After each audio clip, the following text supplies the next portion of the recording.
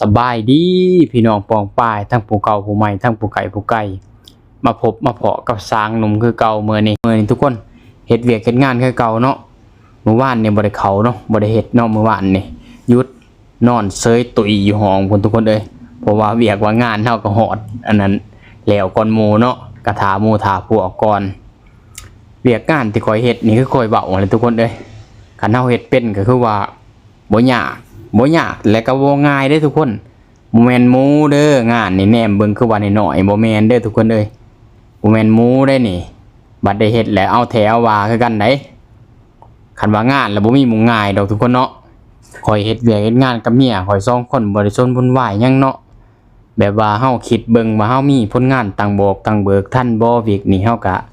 คอยเอื่อยๆเรื่อยๆไปเนาะเฮาบ่มีลูกน้องเนาะเฮาก็บ่มีภาระหยังว่าสิว่าแบบว่า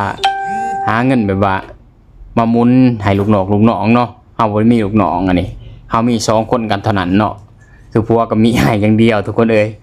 หาได้สำใดก็เอาสำนั้นเนาะมีน้อยเก็บน้อยมีหลายเก็บหลายเด้อทุกคนนี่แหละชีวิตสร้างหนุ่มแต่ละมื้อแต่ละเว้นกะอยู่แต่กับเวียกกับงานเนาะมื้อนี้ก็สิพาย่างเลาะรีวิวเบิ่งหน้าเวียกหน้างานเนาะแต่ละห้องใดที่ข่อยเฮ็ดข่อยบ่เฮ็ดเนาะคือว่าข่อยเฮ็ดนี่สั้นนึงก็20ห้องแต่มาปั้นกันเนาะข่อยเฮ็ดแต่8ห้องแล้วก็ให้ลูกพี่เพิ่นซะ12ห้องทุกคนมาบัดนี้ก็สิมาแบ่งกันใหม่อีกทุกคนเอ้ยเพราะว่าสร้างอยู่สันลุมนั่นเข้าบ่ทันแล้วเนาะพวกข่อยสิขึ้นชั้น10ได้บาทนี่